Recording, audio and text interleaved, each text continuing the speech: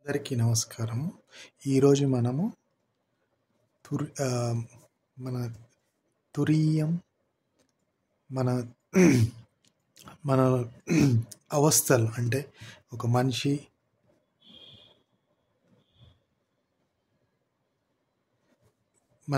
మనం మామూలుగా నిద్ర లేచిన కాడ నుంచి ఒక్కొక్క అవస్థ ఏ అవస్థలో మనం ఉంటారు మనిషిలో అని దాని గురించి మనం మన ఆత్మ జ్ఞాన అనుభవం కోసం దాంట్లో మన జర్నీలో ఇది చూద్దాం. సో మనము ఫస్ట్ ఇప్పుడు మేము మాట్లాడుతున్నాను, ఈడ రికార్డ్ చేస్తున్నాము, ఈడ రాస్తున్నాం. ఇది అంతా మనం జాగ్రత్త అవస్థ అంటాం దీన్ని. సో జాగ్రత్త అవస్థ అంటే మనం ఇప్పుడు వేకింగ్ స్టేట్లో ఉన్నాం. వేకింగ్ స్టేట్ అంటే నేను చెప్పేది ఇక్కడ రికార్డ్ అవుతుంది, అది మీరు వింటున్నారు ప్లస్ చూస్తున్నారు. ఇది జాగ్రత్త అవస్థ, వేకింగ్ స్టేట్.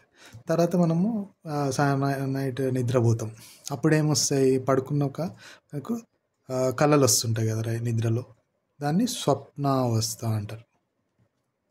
స్వప్నావస్థ అంటే డ్రీమింగ్ స్టేట్. ఇప్పుడు కళలు వస్తుంటాయి, దాంట్లో మనము ఉంటాము, మనకు తెలియని వాళ్ళు ఎక్కడెక్కడో వాళ్ళు వస్తుంటారు, ఏదో లోకంలో పోతుంటాం. ప్లస్ ఇక్కడి జరుగుతుంటే అప్పుడప్పుడు మన కళలో మనం కూడా చనిపోయినట్టు ఉంటాం, దాన్ని నలుగురు మోసుకుపోయినట్టు కూడా మనం ఏడుస్తాము, నవ్వుతాం. కానీ మన శరీరం ఎప్పుడు నిద్రపోయి ఉంటుంది. ఆ టైంలో మన చర్మం స్పర్శ ఏమీ ఉండదు. ఆ టైంలో మనం కళ్ళు కూడా తెరిచి ఉండవు, కానీ మనం ఏదో చూస్తూ ఉంటాం. ప్లస్ మనం చెవుల నుంచి ఏమి వినము, కానీ లోపల ఏమి జరుగుతుందో అది అంతా మనం జాగ్రత్త వేకింగ్ స్టేట్లో ఎలా ఉన్నప్పుడు ఎలా జరుగుతుంటుందో, పడుకున్నప్పుడు నిద్రపోయినప్పుడు మనకు కళల్లో కూడా ఆ కళ అలా సాగుతూ ఉంటుంది. దీన్నే స్వప్నావస్థ అంటాం. తర్వాత అప్పుడప్పుడు మనకు పూర్తిగా డీప్ స్లీప్లోకి వెళ్తాం, దాన్ని సుషుప్తి అంటారు. సుషుప్తి డీప్ స్లీప్ స్టేట్. డీప్ స్లీప్లో ఏంటంటే మనం యాక్చువల్గా ఏ సెన్స్ పనిచేయదు. అంటే మనము వినపడని కూడా వినపడదు. అప్పుడప్పుడు ముద్దు నిద్ర పోతున్నారు అంటారు చూసారా, అది నిద్రలో ఎప్పుడు అంటే కనీసం డోర్ బెల్ కొట్టినా వినపడదు, పక్కన ఏమి జరిగినా వినపడదు అన్నట్టు. అది పూర్తిగా మనం ఎక్కడ సుషుప్త అవస్థ అంటే ఈ అవస్థలో మనకు కళలు కూడా ఉండవు పూర్తిగా ఇది. తర్వాత ఇంకొకటి, ఇది కూడా దాటేసినాక దీన్ని తురీయం అంటారు.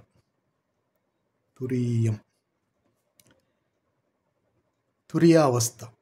ఈ అవస్థ ఏంటంటే ఇది ఆత్మావస్థకు దగ్గరలో ఉండేది అన్నట్టు. తురియం అంటే వేకింగ్ స్టేట్ కాదు, అంటే జాగ్రత్త అవస్థ కాదు, స్వప్నం కాదు, సుషుప్తి డీప్ స్లీప్ కాదు, తురియం. ఈ అవస్థలో మనం అంటే ఒక సాక్షి రూపంలో, అంటే మన ఆత్మను మనం దర్శించినట్టు అన్నట్టు ఆ టైంలో.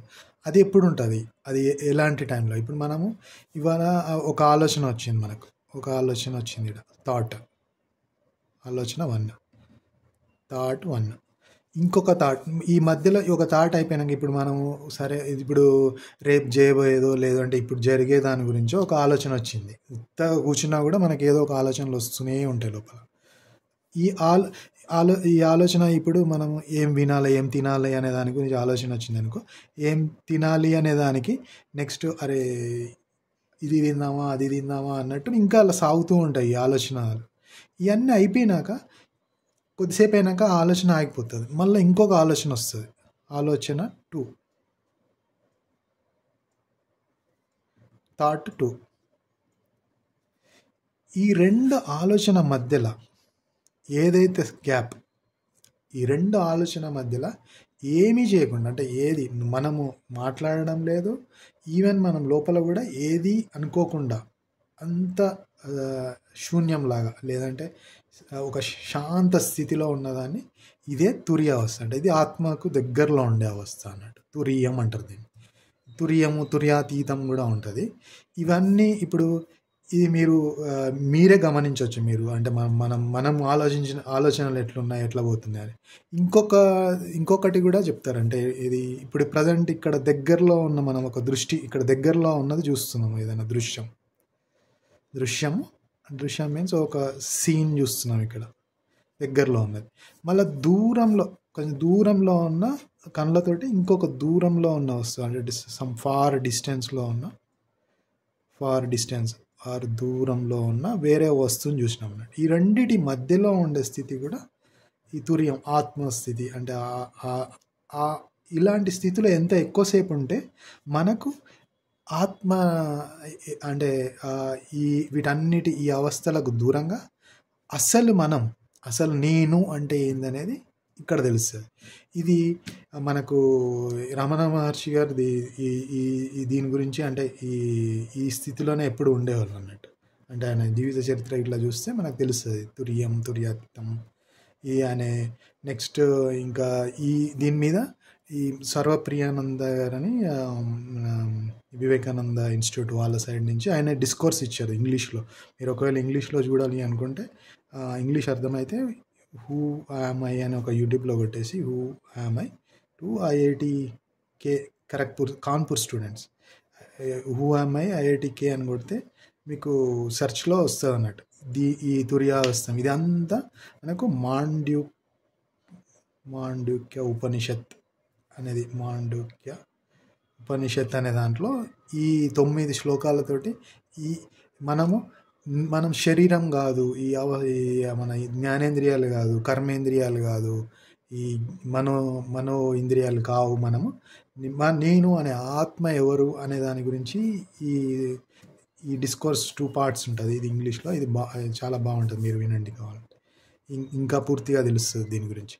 ఈ తురియం తుర్యాతీతం తురియం అనే అవస్థ మనకు రోజు మనకి ఇవన్నీ మనం ఒక్కొక్క దగ్గర నుంచి వెళ్తూ ఉంటాం, ఇటు వస్తూనే ఉంటాం. కానీ మనము దాన్ని విచారణ అంటే దాన్ని అబ్జర్వ్ చేయాలి. మనం ఇక్కడ టోటల్గా సైంటిస్ట్ లాగా మనల్ని మనం సైంటిస్ట్ లాగా చూసుకోవడం టోటల్ అబ్జర్వేషన్. ఇప్పుడు ప్రజెంట్ ఏం చేస్తున్నాము, ఏం వస్తుంది, అది ఎక్కడి నుంచి వస్తుంది, ఎవరికి వస్తుంది, ఇవన్నీ హూ యామ్ ఐ అనే దాంట్లో అంటే ఇవన్నీ ఒక్కొక్కటి అదే మనకు రమణ మహర్షి గారు తత్వ విచారణ అనేది చెప్పారు. ఇది పూర్తిగా మనకు జ్ఞాన మార్గంలో తత్వ విచారణ అనేది ఆత్మతత్వ విచారణ అనేది ఒక మార్గం. తత్వ విచారం సెల్ఫ్ ఎంక్వైరీ అంటారు. ఎవరు? మన జిడ్డు కృష్ణమూర్తి గారు. ఇవన్నీ ఇక్కడ జ్ఞాన మార్గంలో వీటిలన్నిటికీ రిలేటెడ్ అన్నట్టు. ఇది మనము ఎవరు, నేను ఎవరు అనేది మనం అబ్జర్వ్ చేసుకుంటూ వెళ్తే సెల్ఫ్ ఎంక్వైరీ, తత్వ విచారణ ఆత్మతత్వ విచారణ. ఇది తురియం. ఈరోజు దీని గురించి నేర్చుకున్నాం. ఈ ఆత్మతత్వ విచారణ, సెల్ఫ్ ఎంక్వైరీ. మీరు కూడా మనం రోజు అంటే ఈ భావోద్వేగానికి గురైనప్పుడు అది ఎక్కడి నుంచి వచ్చింది అనేది చూసుకుంటూ పోతే దాన్నే ఎంక్వైరీ అంటారు.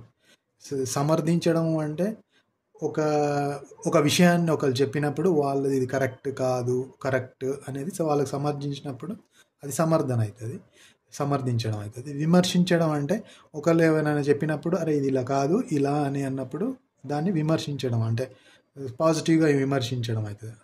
ఇంకోటి నెక్స్ట్ ఉండేదంటే విచారణ. దీనికి సమర్థించడము కాదు, విమర్శించడము కాదు, ఎలా ఉంది, ఎక్కడి నుంచి వచ్చింది అని విచారించడం అన్నట్టు. ఇన్వెస్టిగేషన్ లాగా అది మనల్ని మనం ఇన్వెస్టిగేషన్ చేసుకోవాలి, ఎంక్వైరీ, విచారణ. దీనికి అది మంచి చెడు వీటన్నిటి గురించి సంబంధం లేదు. జస్ట్ ఇక్కడి నుంచి వచ్చింది అనేది ఒక్కొక్కటి ఇలా వెళ్తూ ఉండాలి స్టెప్స్. ఇది ఎక్కడి నుంచి వచ్చింది, చివరికి అది మనలో ఉన్న కోపము, భయము దీని నుంచే వస్తుంది అన్నట్టు. అంటే మనం ఇప్పుడు ఒకవేళ ఒక ఎగ్జామ్ రేపు రాయాలి అంటే దానికి మనలో ఉండే భయం నుంచి భయం అనే ఆలోచన నుంచి అరే ఫెయిల్ అయితే ఏమవుతుంది, పాస్ అయితే ఏమవుతుంది, ఇట్లా అని ఒక్కొక్కటి ఇట్లా పోతూ ఉంటుంది కదా ఆలోచన. ఇదంతా ఎక్కడి నుంచి వచ్చింది, మన భయం నుంచి వచ్చింది అన్నట్టు.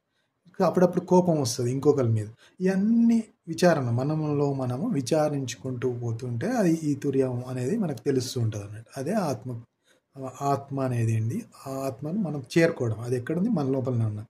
మన లోపలే అంటే మనం శరీరం కాదు, టోటల్గా అందరిలో ఉంటుంది, అంతా అదే. ఎందుకంటే మనం నేర్చుకున్నాం కదా ఆల్రెడీ, అహం బ్రహ్మస్మి తత్వమసి సర్వం కల్విదం బ్రహ్మం అయమాత్మ బ్రహ్మం ప్రజ్ఞానం బ్రహ్మం. ఇక్కడ ఏది మనం శరీరంతో తీసుకోకూడదు.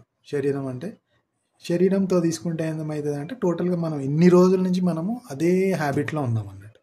నేను అంటే ఆ శరీరం, మన మన మన బాడీ అనుకుంటాం, మన పేరు అనుకుంటాం. ఆ పేరు ఏదైనా అవ్వచ్చు. అది కాదు, దాని నుంచి మనం బయటికి రావాలి. అది దానికి రావడానికే ఇవన్నీ. ఇది ఎక్కడి నుంచి వచ్చింది, నేను అంటే ఎవరు, హూ యామ్ ఐ అనేది తెలుసుకుంటూ పోవడమే ఇదే మన అన్వేషణ అన్నట్టు. కృతజ్ఞతలు. Thank you.